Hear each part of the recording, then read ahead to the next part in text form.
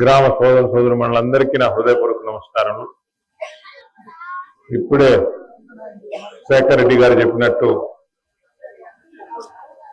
ఈ ప్రాంతంలో ఉన్న ప్రజానీకంతో ఎన్నో సంవత్సరాలుగా వివిధ దశల్లో వారికి మా కుటుంబంతో కానీ ఇక్కడ ఉన్న నా సహచరులందరితో సంబంధాలు ఉన్నాయి.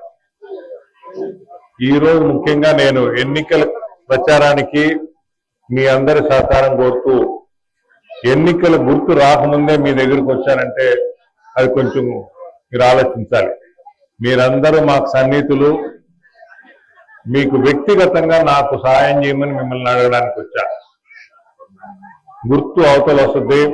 గుర్తు అవతల వచ్చినప్పుడు మళ్ళా కలుసుకునే టైం ఉంటుందో లేదో ముందుగానే మిమ్మల్ని వచ్చి వ్యక్తిగా నన్ను బలపరచమని మిమ్మల్ని అందరినీ కోరడానికి వచ్చా. మీ అందరి యొక్క సహకారం నాకు ఏ గుర్తు రేపు వచ్చినా దాన్ని అవతల మళ్ళా తెలియపరుస్తాను.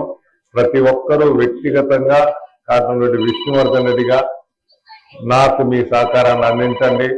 మీ అందరికి అందుబాటులో ఉండి ఎల్లవేళ మీకు సేవ చేసేదానికి, నా వంతు సహకారాన్ని అందించేదానికి యథావిధిగా ఉంటాను.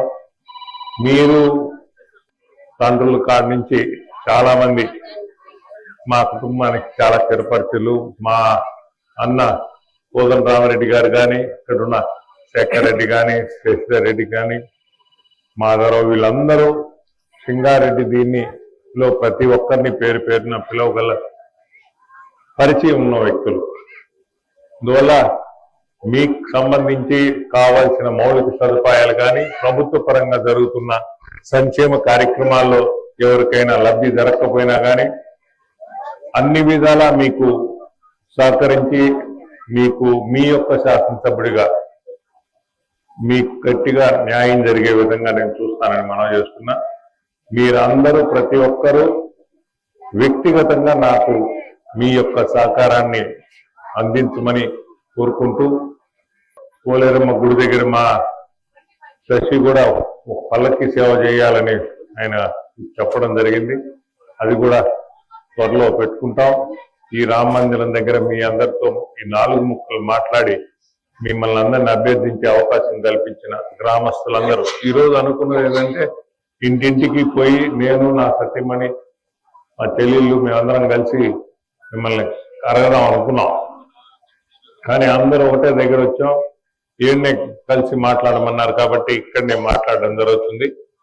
మళ్ళా నాకు గుర్తు వచ్చిన తర్వాత ప్రతి ఒక్కరికి నా యొక్క గుర్తు సంబంధించి అన్ని తెలియపరచడం జరుగుతుంది. దయచేసి మీ అందరి యొక్క సహకారాన్ని నాకు అందించవలసి కోరుతూ సెలవు తీసుకుంటున్నాను. అంతే కదా.